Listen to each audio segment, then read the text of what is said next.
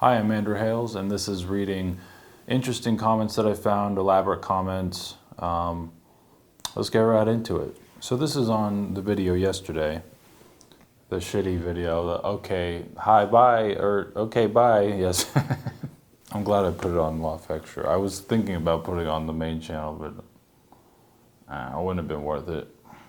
And someone was like, is this your main channel now or something? And I was like, I'm not sure, but this video is shitty. I think for now, I'm gonna focus on quality sketches to put on the main channel, and then everything else pretty much on this channel. So I'll set a deadline. There will be a new video on the main channel next week. Next week sometime, that's all I'm gonna say. All right, so I found this comment yesterday. Hey Andrew, I say this as a fan who has been subscribed for a while.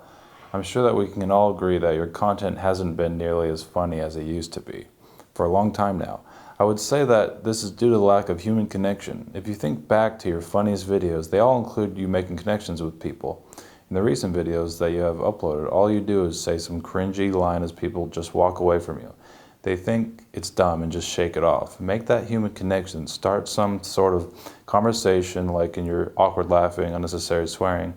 Are you fucking serious? Close talking to people, possession prank. It's funny.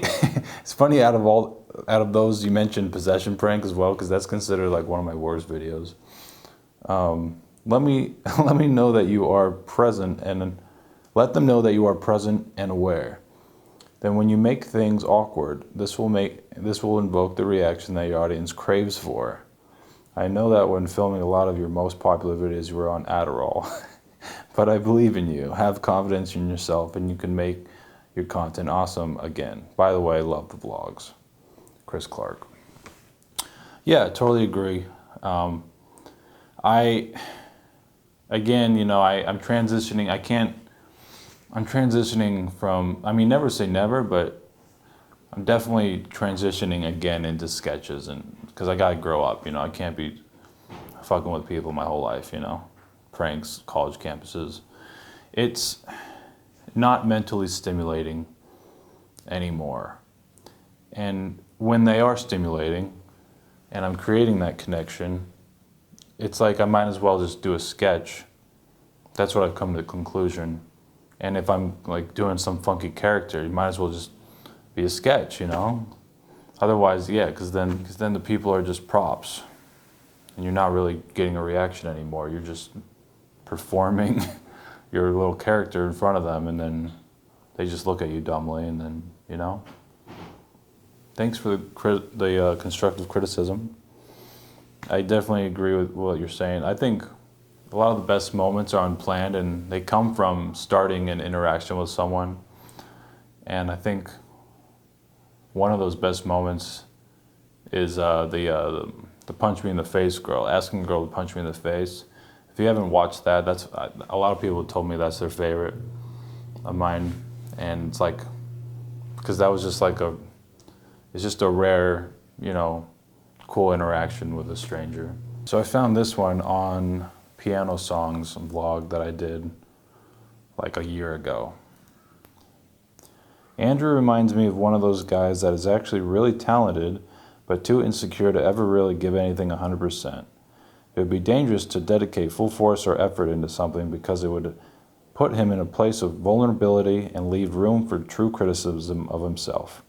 Rightfully so, criticism is scary. By constantly being in a state of sarcasm or facade, any criticism, dislike, or disapproval of his actions/capabilities he can attribute to not being his actual identity or capabilities. I'm not saying it is a bad thing or I dislike him for it. I'm saying it's sad, because I know he has great propensity for anything he wished to put his mind to. Give something your all, Andrew. Become vulnerable. Really embrace not giving a shit. Love you, brother.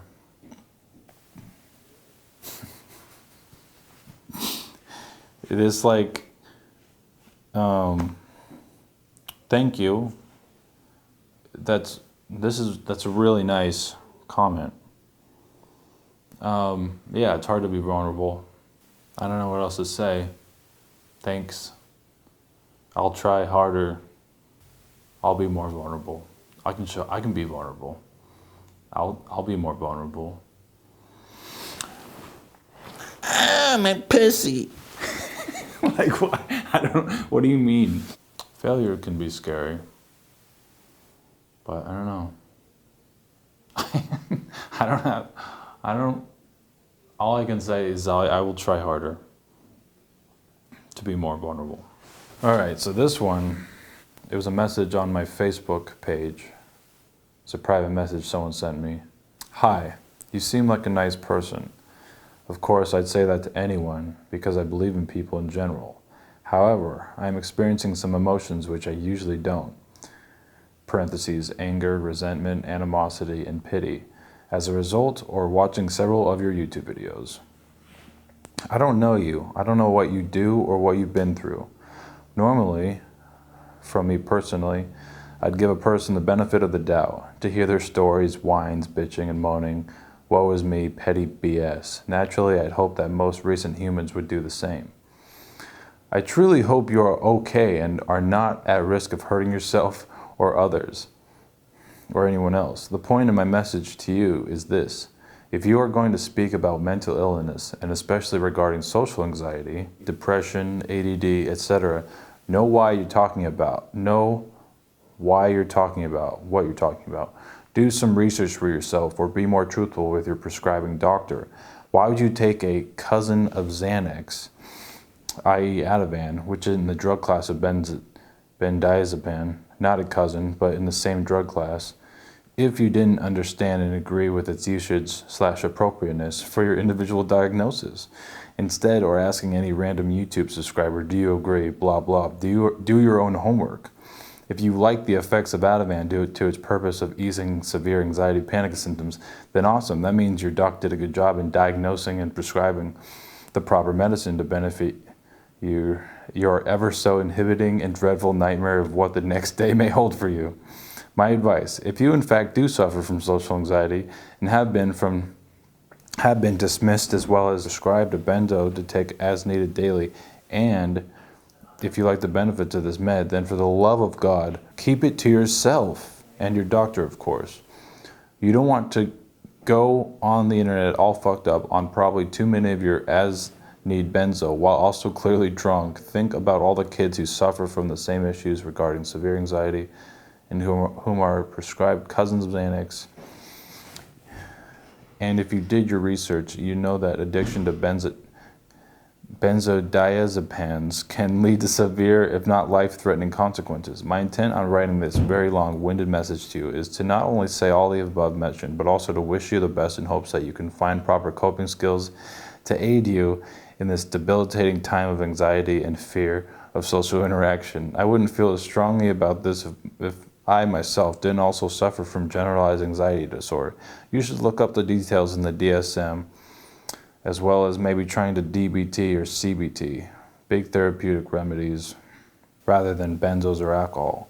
Also, try asking your doctor about hydroxyzine or something of the sort as a med for anxiety, rather than a benzo. Unless you want to become an addict/dependent on that for the rest of your life, of course. I wish you the best. Lots of typos in that message, probably made me look way too stupid and annoying for expressing such strong opinions, but look forward to your response. I've been prescribed Ativan, Xanax, etc. in the past and haven't felt the types of effects you describe. Just know the effects of the long-term use and the eventual issue. So I responded, and this is what I said. I said her name, let's say Trisha. It's not her name, but I was like, Trisha, isn't it encouraged for people to talk about it? Shouldn't we all be talking about mental illness and drugs and sooner getting to the bottom of it? What are you upset about? Are you judging me? Why are you judging me? And then she didn't respond for like a few hours. And then I said, come on, I want to read another emotionally charged novel from you. And then she said, I'm not judging you.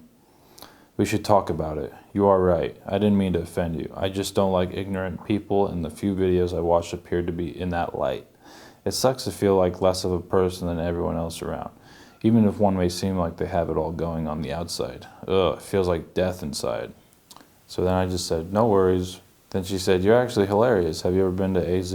And or do you do shows or anything? I said, haha, thanks. No, I haven't done anything live before. That scares me. Yeah, I got friends in AZ. So, yeah. Hope you like this video. Thanks for watching. Please like if you enjoyed it. What are your thoughts on some of these comments? And yeah, leave a comment if you on your thoughts.